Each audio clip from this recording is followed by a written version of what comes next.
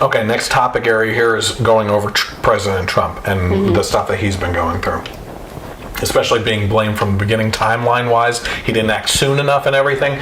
Well, according to this timeline that I found here, January 4th, head of the University of Hong Kong Center for Infection warns that the city should implement the strictest possible monitoring system for a mystery new viral pneumonia that has infected dozens of people on the mainland, and it is highly possible that the illness is spreading from human to human.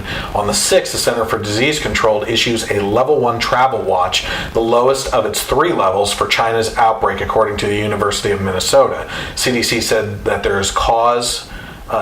cause and the transmission mode aren't yet known, and it advised travelers to Wuhan to avoid living or dead animals, animal markets, and contact with sick people. January 8th, World Health Organization declares preliminary identification of a novel virus in a short period of time is a notable achievement of and demonstrates China's increased capacity to manage new outbreaks, because China did so damn good, and they're obviously honest with their numbers all the time too.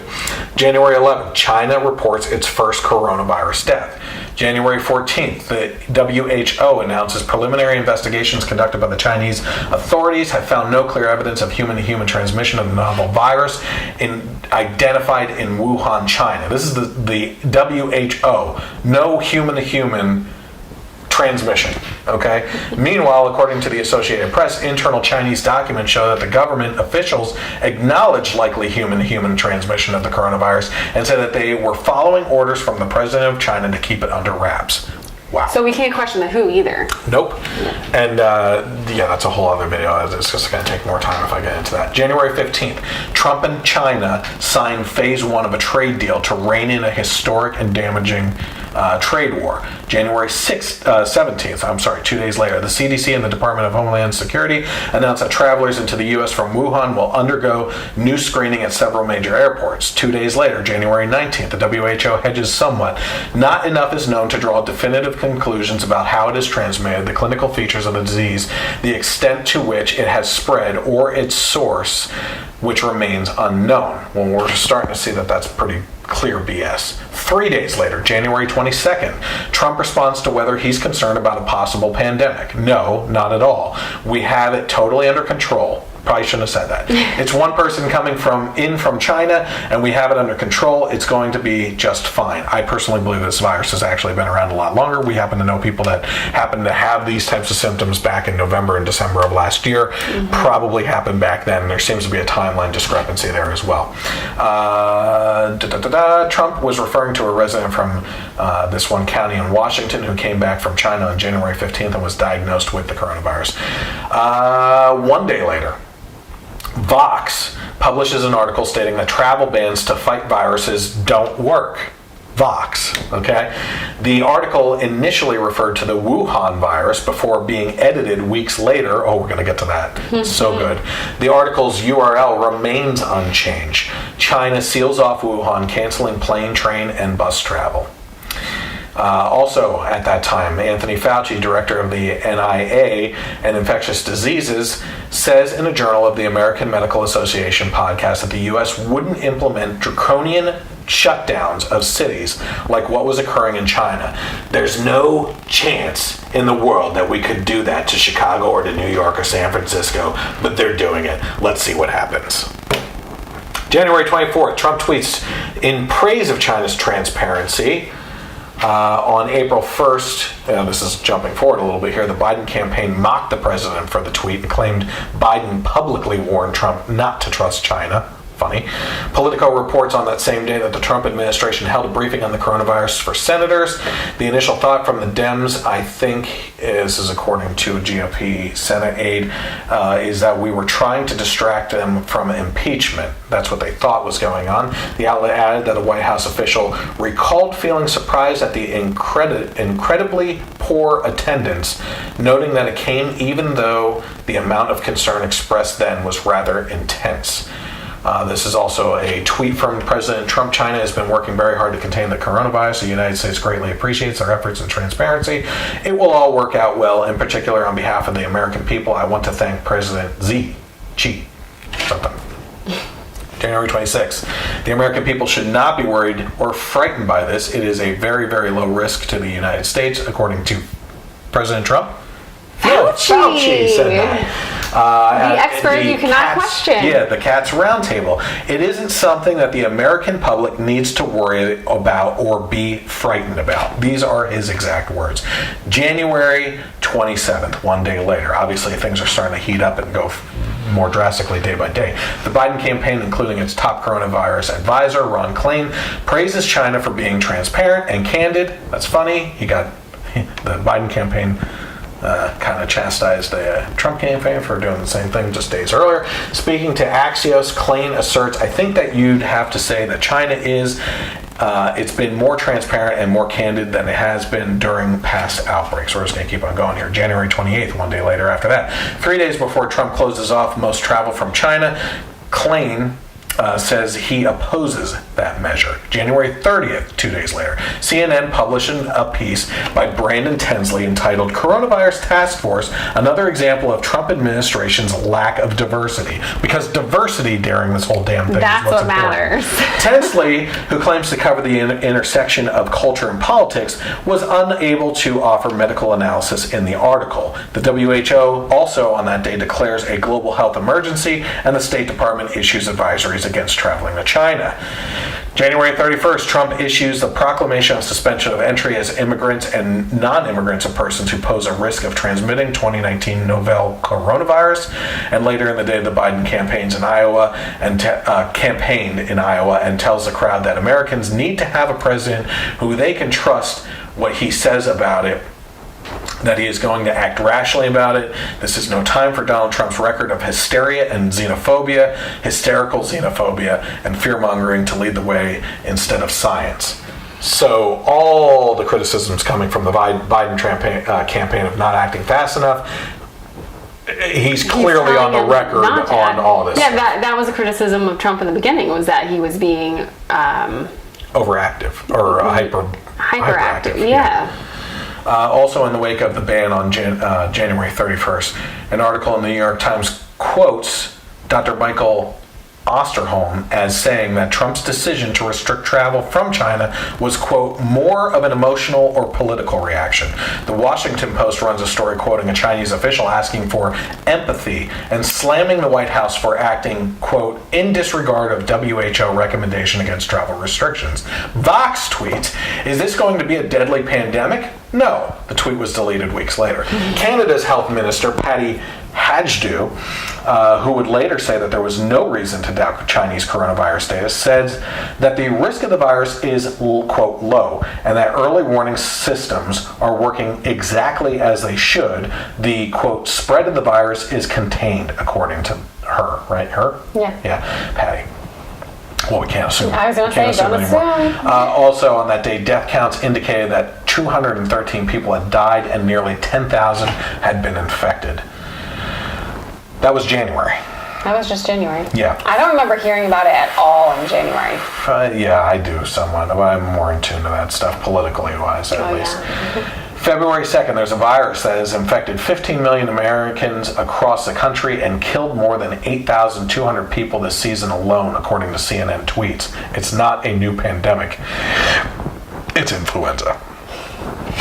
So essentially, there are a lot of deaths, but it's not a new virus. It's influenza. Yeah. So don't be worried about it. Don't overreact. Meanwhile, on that day, the New York Health City Commissioner tweets, as we gear up to celebrate the hashtag Lunar New Year in New York City, I want to assure New Yorkers that there is no reason for anyone to change their holiday plans, avoid the subway or certain parts of the city because of hashtag coronavirus. February 4th, in his State of the Union address, Trump remarks, we are coordinating with the Chinese government and working closely together on the coronavirus outbreak in China. My administration will take all necessary steps to safeguard our citizens from this threat. House Speaker Nancy Pelosi, on the other hand, rips up his speech as soon as it was over. That was fun. February 5th, over 5,000 passengers on 2 cruise ships in Asia are ordered into quarantine as a worldwide death toll from the coronavirus reaches 490. The Senate also acquits Trump on the 2 counts of impeachment that day. We all know where the focus was at that point in time. news-wise, it was on the impeachment because that was more important than what was going on, which is why they can say retroactively now that Trump wasn't acting fast enough because they didn't cover it, so there's not much record to go back on and actually take a look at. Well, nobody's holding them to what they said beforehand. Yep. Mark Levin, not that one, from the radio show, the chair of the New York City Council Health Committee, and a Democrat tweets on February 9th, in powerful show of defiance of coronavirus scare, huge crowds gathering in New York City's Chinatown for celebration ahead of the annual Lunar New Year parade. Chants of "Be Strong, Wuhan." If you are staying away, you are missing out. You're missing out on the deadly virus. February 11th, Klain, the Biden advisor, remarks that the evidence suggests the coronavirus won't be a serious pandemic. Let's keep on going here. You got to look at this timeline. Again, I'm going to link to this as well. February 14th, France announces Europe's first coronavirus death. February 17th, we're now over a month into this, Fauci announces that the risk of the coronavirus infection in the U.S. is minuscule, going back to the article that we talked about before. February 18th, in the remarks at the Joint Base Andrews, Trump states, I think President Xi is working very hard. As you know, I spoke with him recently. He's working really hard. It's a tough problem. I think he's going to do, look, I've seen them build hospitals in a short period of time. Okay. February 19th, Iran reports 2 coronavirus deaths. The 23rd, coronavirus infections surge in Italy and South Korea, and Italy begins their lockdown. February 24th, it's exciting to be here, especially at this time, to be able to be unified. You know what? You're probably not going to believe what Nancy Pelosi said, so let's just take a look at what she said right now. It's exciting to be here, especially at this time, to be able to be unified with our community. We want to be vigilant about what it might be on what is out there in other places. We want to be careful about how we deal with it, but we do want to say to people, come to Chinatown. Here we are. We're, again, careful, safe, and come join us. Reminds me of Justin Timberlake on SNL. Bring it on down to Chinatown. I missed that episode. But yeah, I mean, she's literally out there like, I mean, again, this is almost like the hydroxychloroquine. Trump's reacting to it, so they want to take the opposite approach. Come on out. You shouldn't be jumping the pool. It's nice. It's full of COVID. It's fine. Thing after thing after thing. We go all through March and everything else. There's a whole timeline on the things that are going on here. But once Trump started doing something about it, then they switched and said he didn't do enough. Mm-hmm. Yep. So it doesn't matter what he does, it's not the right thing. Yep. Okay, so that's a response timeline. The media labels Trump a racist for saying the Chinese virus, the China virus, the coronavirus, the Wuhan virus, except they weren't really on board with that in the beginning because they happened to be saying it before Trump was saying Wuhan it. Virus. So any way to label Trump or his supporters or anything as racist is taken advantage of. But don't believe me, let's take a look at what the media actually said during this time. This is all happening at a time that we're starting to see a message shift here because you're starting to hear the Republicans, especially Trump calling it the Wuhan or the Chinese coronavirus. They're looking for someone to blame. Concern is growing this morning over an outbreak of a new SARS-like virus in China. At least 6 people have died from the Wuhan coronavirus. The Wuhan coronavirus. The Wuhan coronavirus. The 34-year-old ophthalmologist diagnosed Saturday with the Wuhan coronavirus. The Wuhan virus. The Wuhan coronavirus. The Wuhan coronavirus. What more can you tell us about the similarities or differences between SARS and the Wuhan coronavirus? The Wuhan coronavirus. The Wuhan coronavirus in China. The Wuhan coronavirus. The Wuhan coronavirus. From the Wuhan coronavirus. Wuhan coronavirus. Fears continue to grow over the outbreak of the Wuhan coronavirus. Wuhan coronavirus. The Wuhan coronavirus. The Wuhan coronavirus. We have new information about how the Wuhan coronavirus is spread. Tying coronavirus to China and Chinese people isn't just a racist dog whistle. It's a whole racist orchestra. It's a mighty, mighty racist bass tone. I hear Stephen Miller in this foreign virus setting up travel bans for the outside invasion of the disease. That's not the way. The Chinese coronavirus that they've been that's calling. not The first U.S. case of Chinese coronavirus. The Chinese coronavirus. This is coming as the Chinese coronavirus. China's coronavirus outbreak. China's coronavirus. Outbreak anxiety. The death toll nearly doubles in China's coronavirus outbreak. China's coronavirus. Just how bad is China's coronavirus crisis? China's coronavirus outbreak. China's coronavirus outbreak. China's coronavirus outbreak. China's coronavirus. China's coronavirus. China's coronavirus. China's coronavirus. Concerns about the China coronavirus. It's going to come across to a lot of Americans as smacking of xenophobia, to use that kind of term.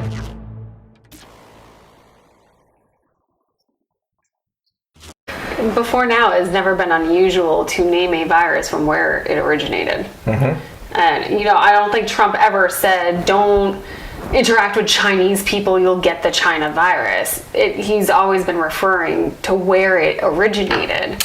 It needs a name. The West Nile virus? West Nile, the Spanish flu, like it needs a name. They're all racist. If you don't know now, everything is racist. Well, it's one of those we didn't know better back then. Yeah, now we know better. Now we're. But they we didn't are know better in people than March. the people before. They didn't know better in March, and then now in May they know better, and they're not calling it anymore. No, it's because Trump started using the terms. Yeah. Okay.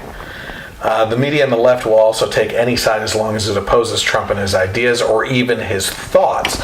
So this is something that was actually published by the BBC outside of America because they hate him just as much as our media does as well. Coronavirus. Trump's disinfectant and sunlight claims fact-checked. Claim 1. I wish I could read it like him. I see the disinfectant where it knocks it out in 1 minute, and there is a way we can do something like that by injection inside or almost a cleaning, because you see it gets in the lungs and it does a tremendous number on the lungs. It does a great number on the lungs, you know. So that's the claim they have to debunk, is there a way to inject disinfectant into the body? The thing is with Trump, what people don't understand, and it took me a while to understand, we didn't like Trump. No. Personally, even we still have problems with him. Yeah. But the fact of the matter is, once you get used to his way of speaking, it's like we sit, we listen to people, we think about how we want to respond, we formulate that opinion, and then we speak. Trump just happens to be one of those guys that just rolls with what's going through his head. So I don't blame. He is a guy that is, I mean, you can't get more transparent than Trump. I'm sorry. It's just that's the fact. He's there. He's thinking, and you're hearing what he's thinking. It's like he might as well have the speech bubble over his head. And with this, I think people have told him there is a way to do this, and then this is a disinfectant. We're going to get to the other one I think you're thinking about. Well, no, but there is something. I don't know. I read afterward. It's obviously you're not drinking bleach. Right. Yeah.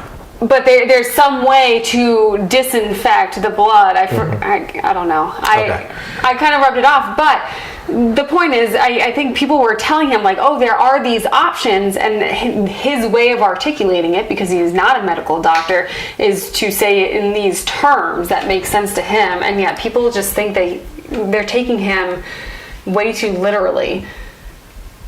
Yeah. Because he never said to drink bleach or drink Lysol and anybody who needs to be told not to, maybe I'm not going there. Never mind. The fact of the matter is he's thinking about what's going on and he just says it. He's like almost wondering out loud. Like I said, it's like the speech bubble over his head. I wonder if there's like a way. It's like if someone intelligent, like, who is not intelligent, because I do believe articulate. Yeah. If someone were on camera and just said it simply like this, when you think about it, there's ways that we disinfect our countertops and everything with this virus. We're going through this cleaning process. We want to make sure all the surfaces are clean. We're washing our hands and everything. And obviously it's affecting major organs in the body. Just thinking off the top of my head, is there a way that we could somehow disinfect those major organs, internally? That's something that our scientists should be really looking at right now. The way he said it was a little bit more elementary. If you were a Democrat, that would have been hailed as such a good idea. Yeah, Fauci says it. It's like all hail almighty Fauci. You know what I mean? The other one that the other claim was, I said, supposing you brought the light inside the body, because obviously the UV, there seems to be a correlation. Viruses. Yeah, the vitamin D portion and everything. Well, no, it's the UV rays. Right. Well, they're trying to figure out.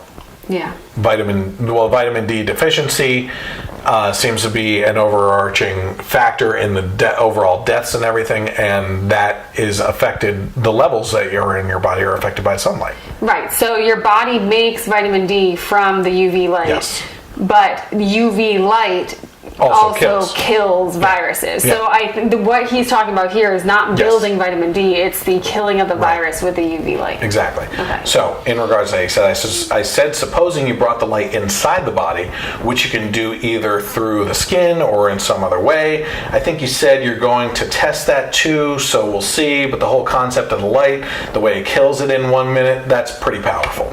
So people are like, flashlight? Light? You know, yeah. You know, they're like, what an idiot, you know? Who the heck would come up with this stupid idea of putting light into your body?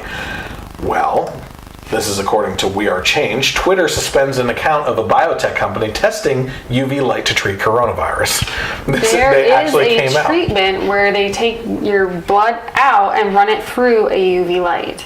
I believe that this one, it says here, so this person tweeted, update, Twitter just suspended the account of publicly traded biotech company AYTU Bioscience that created a novel COVID-19 treatment approach utilizing UV light in the lungs that Real Donald Trump was talking about.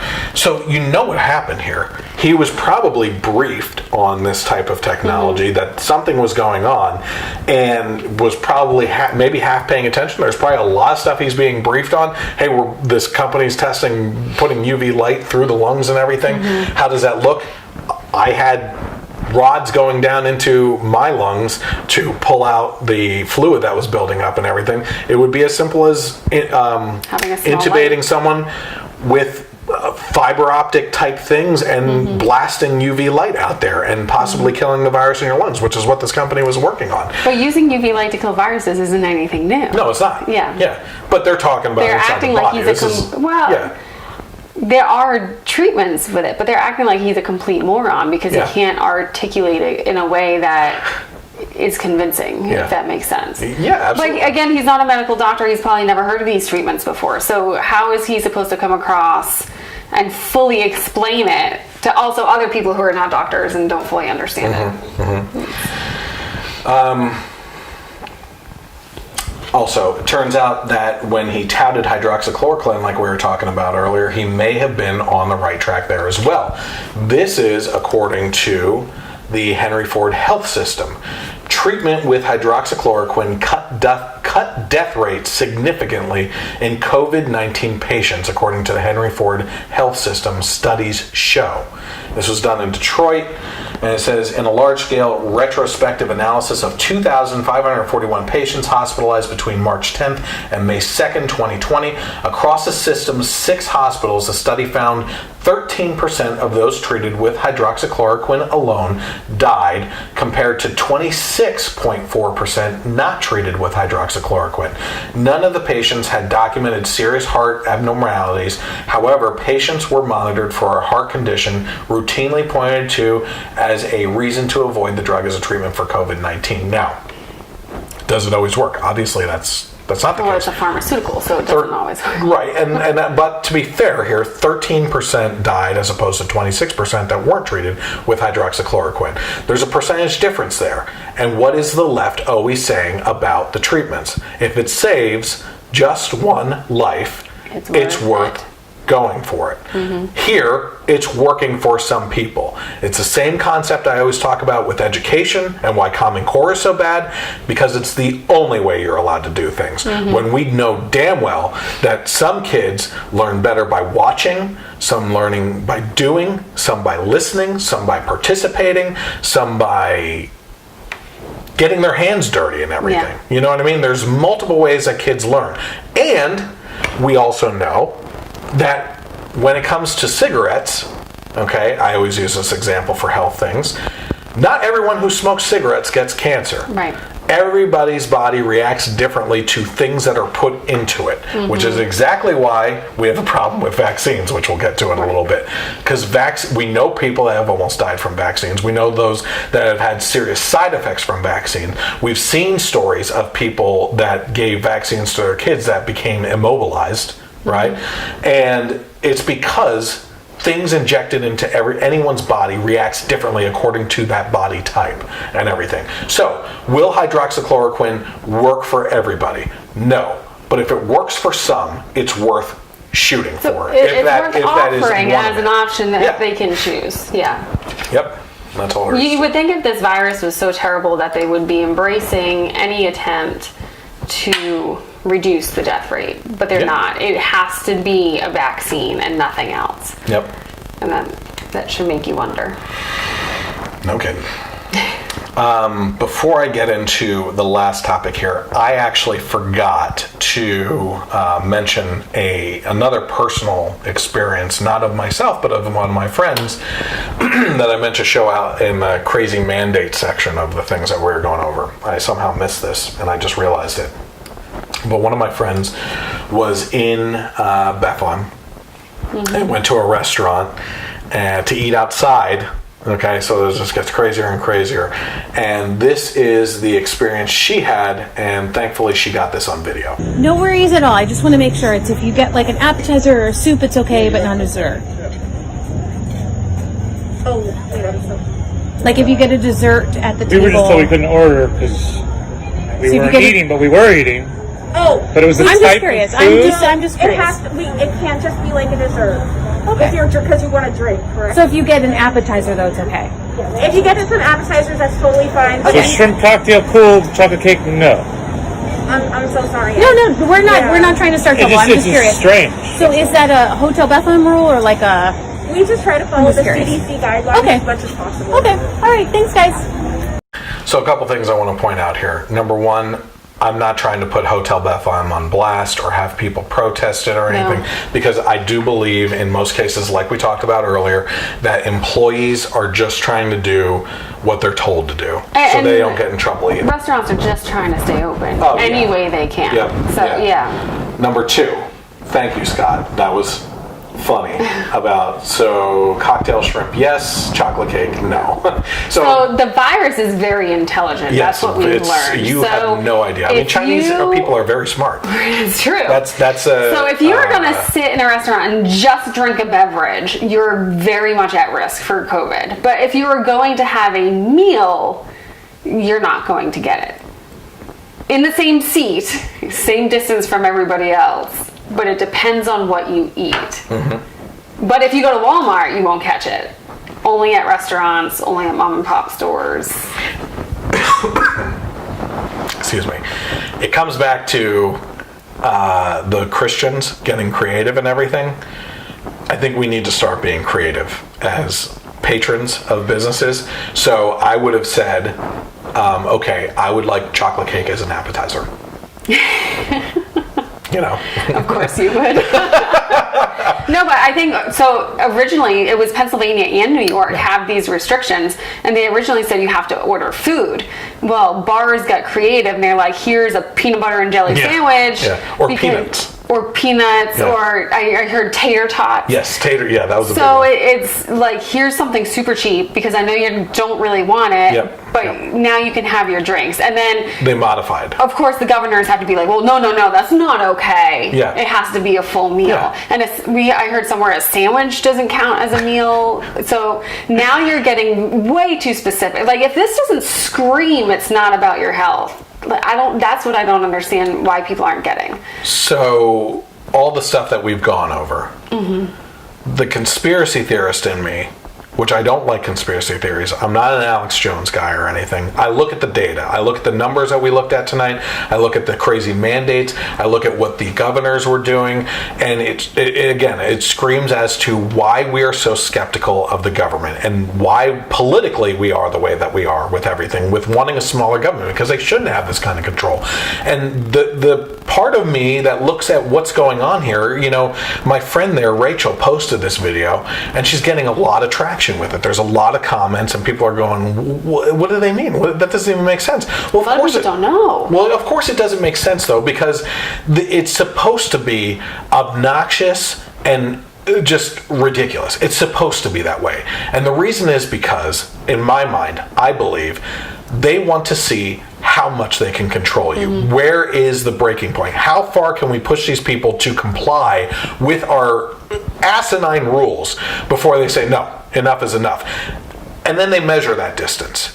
They measure to see how much they can control us. Now, here's the biggest thing. Here's what I really fear, and it feeds back into making your kids little assholes too, is the fact that we are using people.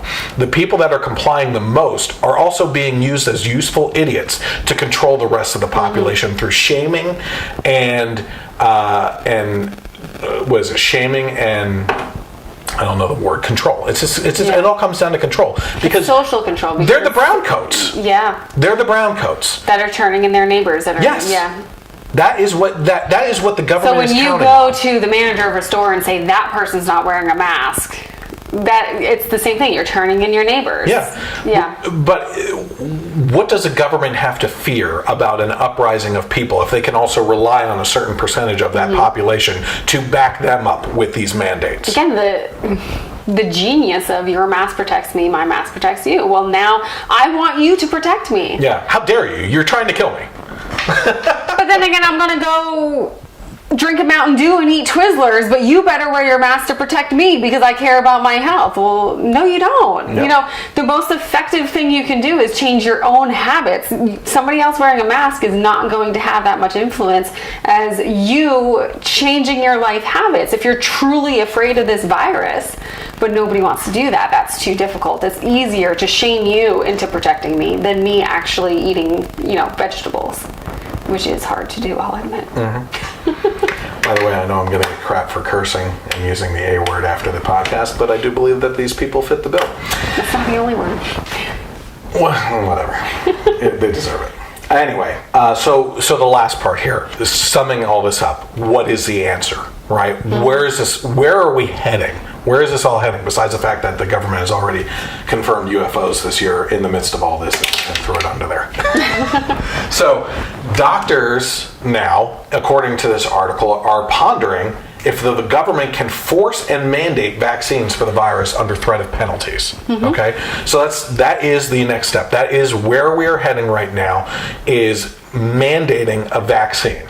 So this whole my body, my choice thing, those same people are going to be saying, no, it's my body you're affecting. Not that works with the abortion argument, because it's not really that body either. But, there's so many car deaths a year too. Well, that is actually the perfect comparison. Because if I get in a car, I am putting everybody else on the road at risk with my driving. And they're doing the same to me. So what are we going to do? Are we going to mandate that all people, because of the number of deaths per year from car accidents, that we're going to mandate certain blackout periods for cars not to be traveling on the road to cut down the deaths for that, because you're putting my life at risk when you go out on the road?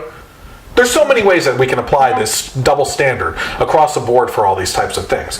But this is according to Newsweek. This was actually written on May 26th. Again, the links will be in the video description and everything. It says state and federal governments can't force people to receive a new coronavirus vaccine against their will, according to experts, but lawmakers may be able to create a mandate that imposes consequences for not being vaccinated. So what is this saying? No. Hold on. We're going to come out there, okay? We're the people that are going to be bastardizing this, right? That you can't force me to put something into my body. Leslie, hold on a second. Mr. Government. I'm not saying that you have to get a vaccine. I'm just saying that you cannot do business. You cannot travel. You cannot send your kids into school if you use public school. You cannot go out into public. You cannot do merchant trading or buying or selling unless you have the vaccine. That's all. You don't have to do it.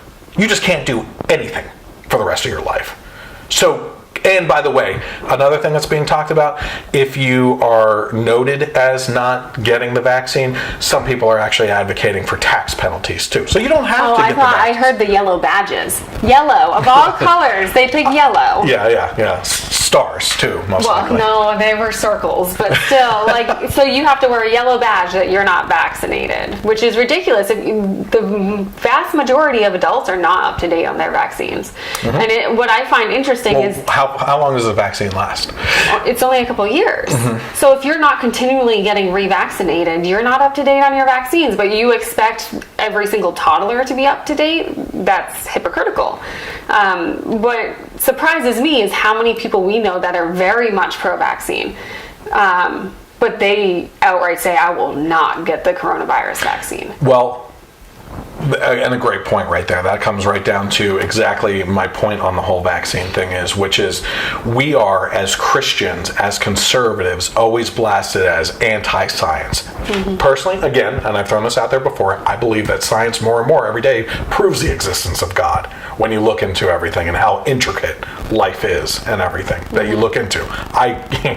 Dr. Jason Lyle, that's all I gotta say. Look into what he has to say and how he points out everything. That being said, who's anti-science? If you're telling me that science says that it takes 3 years, for a vaccine to be properly researched, and that 1.5 years of that is for proper development and testing, that you're going to rush a vaccine to be out within 1 year to do this. But it's safe. But it's safe, and I'm the anti-science person. So you can waive science when it's beneficial to you. You know what I mean? We don't have to follow that science because we need to rush it out. And you know what it's going to come down to? You need the vaccine because it protects me. Yeah. Well, that's already what it is. Yeah. And if you die, well, you can't get me infected at that point, so good. Well, and then that's the point. So if your vaccine works, why does it matter if I'm vaccinated or not? If I'm running around with chickenpox and you're vaccinated for chickenpox, why do you care? Because there's a slight chance that yours doesn't work? Well, of course not after 5 years. Well, yeah. Which they don't know about. Yeah, most adults don't realize they're not up to date. And we could have, we've thought about, I even have an interview lined up coming up soon with a potential politician that did run and everything, that her passion is anti-vax platform and everything. But we can have the conversation, not tonight because this is ending a very long video and everything, but I sped read better than I ever have before in my life. The conversation that, people that get vaccines can't even read the ingredients until the package is open. And if the package is open, you can't open the package unless you're actually getting the vaccine. We had that issue personally. Yeah. And then the fact that those that, push the vaccine never do the research on it. They don't care about your research. They just know that the doctor says it. Yeah. And the vast majority of doctors have, I think it was 1 day in medical school learning about vaccines from the pharmaceuticals who create the vaccines, pharmaceutical companies. And the vast majority of doctors do not open the package insert and read it. So you're taking the word of somebody who's never opened a package insert and read what they are injecting into your body. Here's one thing I do want to talk about in regards to vaccines. So, because to have the knowledge of what's about to come, you think if you don't know anything about vaccines, well, if it turns out to be bad, if people start dying from the vaccine, if there's major complications, obviously the government can be held responsible for that, right? No. Why? Because under Reagan, I forget, the Vaccine Liability Act, is that the name of it? You cannot sue the pharmaceutical companies for any side effects or death. There is a special U.S. court at the federal level that you can take your case to, and they have paid out billions of dollars to those who are vaccine injured or have died from vaccine. So we have proven in United States courts that vaccines are dangerous, and yet they're still pushed on us. Yep. Okay, so speaking of doctors and everything, this is actually Alan Dershawits, so this is something that he actually said in an interview as well. Let me put it very clearly. You have no constitutional right to endanger the public and spread a disease, even if you disagree. You have no right not to be vaccinated. You have no right not to wear a mask. You have no right to open up your business. Wait, can I stop you? No right not to be vaccinated? Meaning, if they decide you have to be vaccinated, we have to be vaccinated? Absolutely. And if you refuse to be vaccinated, the state has the power to literally take you to a doctor's office and plunge a needle into your arm. Well, that's pretty graphic. They have the authority to take you into the doctor's office and plunge a needle into your arm. So we can no longer claim we are in a free society when we can't even decide what is and is not injected into our own bodies. Yep. That's ridiculous. Yep. The next point that I was going to make is a point that you already made, which is how many people we know that even are pro-vaccine that have said when this thing comes out, there's no chance in hell that I am doing it myself or putting my family through it. And I think that is a very clear warning sign, especially from our friends in the healthcare industry, that something's very wrong with the rushing of this. And not only that, and I don't want to get into the details of this, but we know healthcare industry people that are supposed to be treated with vaccines by different methods, I think, that find ways to cheat the system so that it doesn't actually enter their body. And that's all I'm going to say about that. But when I see healthcare professionals not trusting it and being in the incubator environment of these viruses and stuff like that, and they're still unwilling to protect themselves using these supposed vaccines and everything, it speaks volumes. It speaks volumes to me, you know? And I think what Dershawits said too is, when it affects me, you have no right to say no. Well, you don't innately carry these viruses. Yeah. You know, if you don't have coronavirus, you are not spreading coronavirus. So, and a lot of, I can't speak for coronavirus vaccine, obviously, because it's not out yet, but a lot of viruses, vaccines have live viruses. So you get injected with that live virus and you can spread it. So for you to say, I'm endangering you, well, I'm not, because I'm not carrying that virus. So point being, you and I both agree, this is not happening. Vaccine is not happening in our family, despite any penalties and stuff like that. It's a serious discussion. We know that. That's going to have to be had if there's restrictions put out there. That's a discussion we're going to have in the future, but it's certainly not being injected into our kids, no matter what. And I mean, you and I have spent a lot of time researching the diseases and vaccines, and you know, it wasn't just from Jenny McCarthy, and actually none of my information came from Jenny McCarthy. So this one would be no different. We would research this one as well, but when it first comes out, there's going to be no research to read because the testing has not been up to par, which is not very high. They're going to come out with it soon in Russia, so we could go off of what Russia says. Well, yeah, so if Putin says it's okay, then I will trust Putin. Yeah. Because we're agents. Point being, I could tell you right where to put that vaccine if you come near us with it. That's it. So all that being said, I think, you know, the people that debate us online are not prepared to sit through a whole thing like what we just went through, because it's a lot of information. And what they don't realize is that we spend the time looking into this kind of information, formulating an opinion based on mass amounts of data, and this is just scratching the surface. Not from watching a newscast. Yeah, well, and we don't have cable TV. No, but I'm saying I think a lot of people watch a newscast and they think they're fully informed. Yeah, oh yeah, absolutely. Yeah. But the other point being here that, you know, people question us on like why we aren't listening to the authoritative figures in the science fields and stuff like that, or Dr. Fauci. Like, they praise this guy, and it's clear that he admits to lying. He's a fraud from the start. Yeah, I mean, he there was something with him during the AIDS pandemic too that he did wrong. I mean, the guy is proven over and over again that he lies and spreads misinformation. Congressional hearings, and he has financial interest in a vaccine. Yeah. So how can you trust somebody who can benefit financially from everything blowing up? And if okay, so we're supposed to trust the authorities. Well, if I'm doing that, I'm flip-flopping constantly. I can't keep my head straight because we're going side to side.